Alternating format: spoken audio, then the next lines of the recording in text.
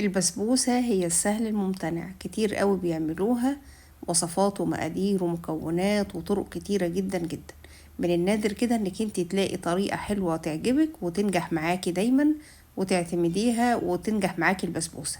مش كل الناس بتنجح معاها البسبوسة لأسباب كتيرة جدا هنقولها جوه الفيديو ان شاء الله واحنا شغالين مع بعض. اللي أول مرة يشوفني، انا سمية من مطبخ مصر، ويشرفني جدا جدا ان انتوا تنضموا معانا لأسرة القناة. وكمان يا ريت ما تنسوش تفعلوا زر الجرس على الكل علشان يوصلكوا اشعار بكل فيديو جديد هننزله. ويا ريت كمان تدعمونا بكومنت ولايك للفيديو علشان يترفع ويتشاف ويوصل لأكبر عدد من الناس. ان شاء الله هعمل لكم النهارده البسبوسه بالميه، بدون لبن، بدون زبادي ولا تعقيدات ولا حاجات كتير هنطلبها. ان شاء الله هنعمل بسبوسه سهله وبسيطه جميله مرمله دايبه، فيها كل مواصفات البسبوسه الناجحه. بعد الصلاه والسلام على رسول الله هنبدا الفيديو. في الاول كده انا عايزه 3/4 كوبايه سمنه. السمنه دي لو بلدي زي اللي احنا عاملينها مع بعض، او كمان لو سمنه علب، المهم يكون السمنه كل ما كان طعمها وريحتها حلوين كل ما كان افضل. هنعاير الاول كده بالكوبايه وبعدين هنسيحها او هنفك السمنه دي مع بعضها. عندي كمان دقيق السميد، انا بجيبه من العطاره سايب، وهبدا ان انا اوزن نص كيلو بالظبط، او تشتري نص كيلو وتحطي عليه ذره الملح اللي احنا حطيناها دي وذره فانيليا. هندوب السمنه او هنسيحها، ومش عايزينها تكون سخنه ولا حاجه، المهم ان احنا نفك بس السمنه من بعضها ونبدا نضيفها هنا على البسبوسه. البسبوسة دي يعني الأهم حاجة فيها البس، اللي هو من جاي من اسمها، مشتق من كلمة بسبوسة.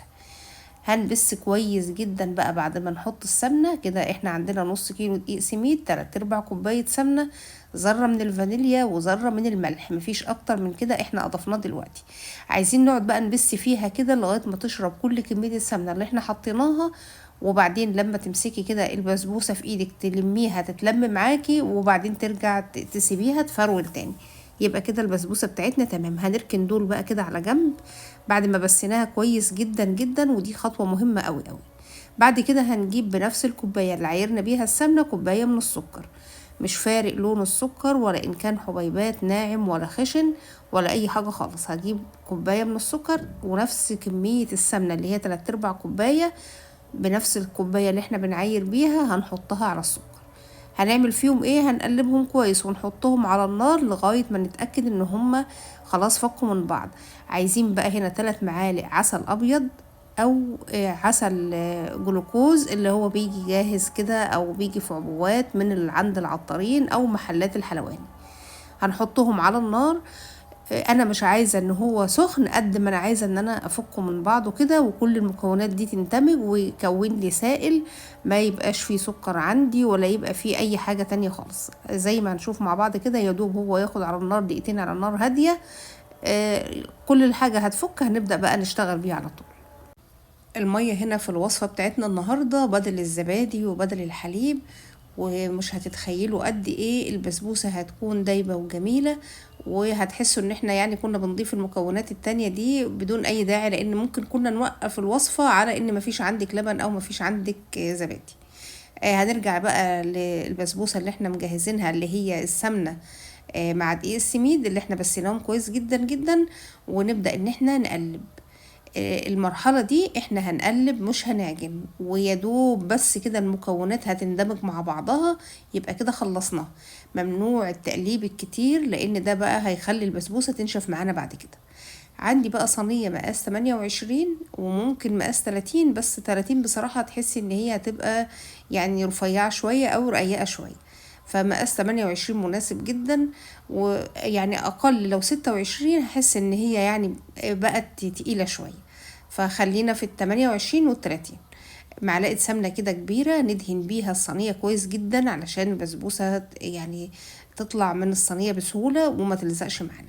بعد كده بقى هنصب خليط البسبوسة، طبعا عشان احنا الجو بارد فتحسوا ان السمنة بتخلي الخليط يتماسك بسرعة.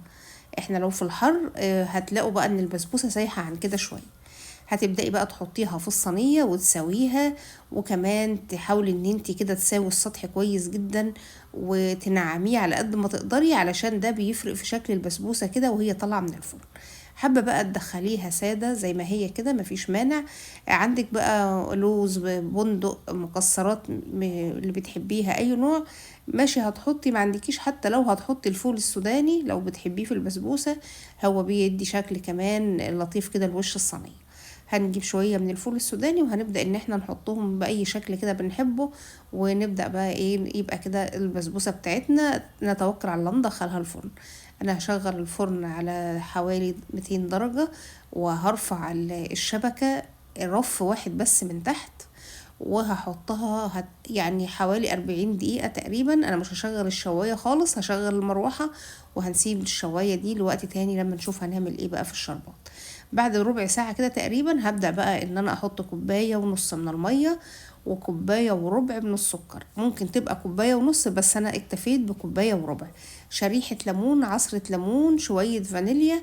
ويا ريت الفانيليا في البسبوسة سواء في الاول او في الشربات تكون فانيليا يعني او فانيليا بودر، مش عايزين اللي هي السائلة. بعد حوالي 40 دقيقة وصلنا للون ده والدرجة دي. طبعا الكاميرا جايبة افتح شوية من اللون الاصلي، يعني ممكن بزاوية تانية هحاول اوضح لكم اللون.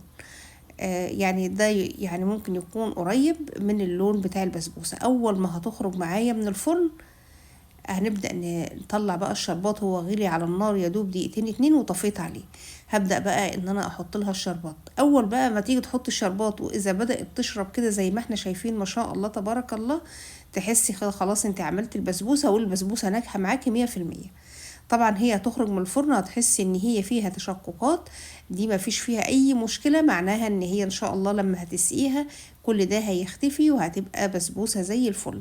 حطينا بقى الشربات نغطي عليها ونسيبها كده شوية لما تهدى. شايفين ما عادش اثر لاي تشقق فيها، وكمان اللون بتاعها بقى واضح. طبعا هي بعد ما بتاخد الشربات تحسي ان اللون بتاعها بيغمق درجتين تقريبا. هيديكي بقى اللون الاصلي بتاع البسبوسة الاصلية الناجحة المضمونة اللي ان شاء الله مش هتبطلي تعمليها. يعني لو انت بتخافي من عمايل البسبوسة او بتفشل منك، لو جربتيها بالطريقة دي اوعدك ان مش هتفشل منك ابدا ابدا.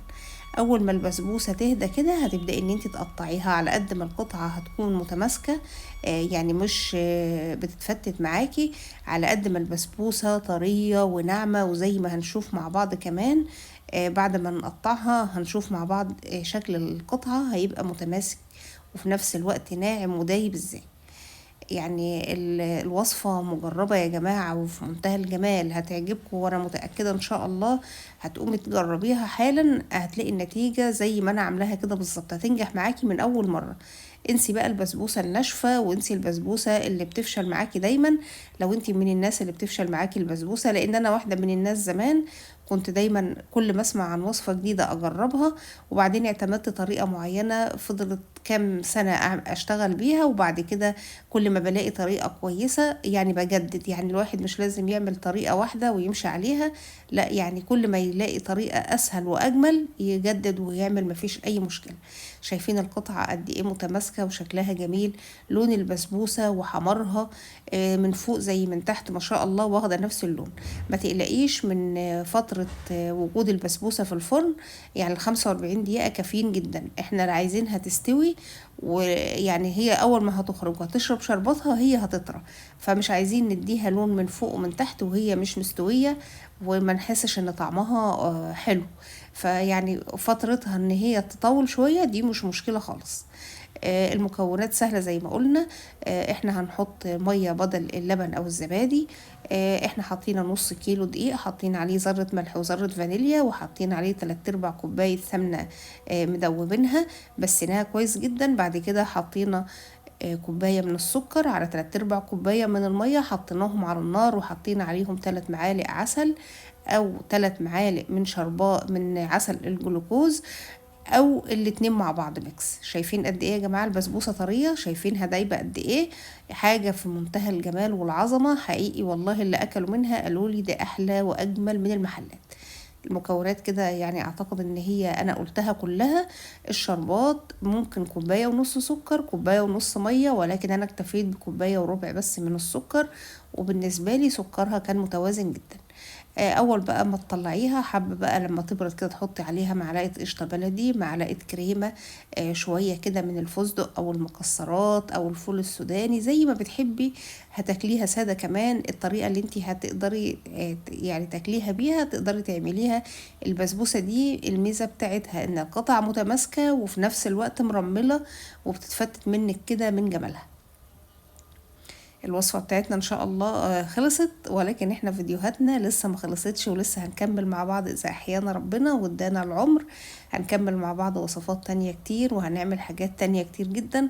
ولكن قبل كل ده لازم يعني منتظر منكم الدعم، لازم تدعموا القناة علشان القناة تقف على رجلها كده وتبدأ ان هي تنتشر ويعني توصل لأكبر عدد من الناس. دعمكم هو اللي هينجح اي صانع محتوى، فاتمنى الدعم منكم ان شاء الله. والسلام عليكم ورحمة الله وبركاته.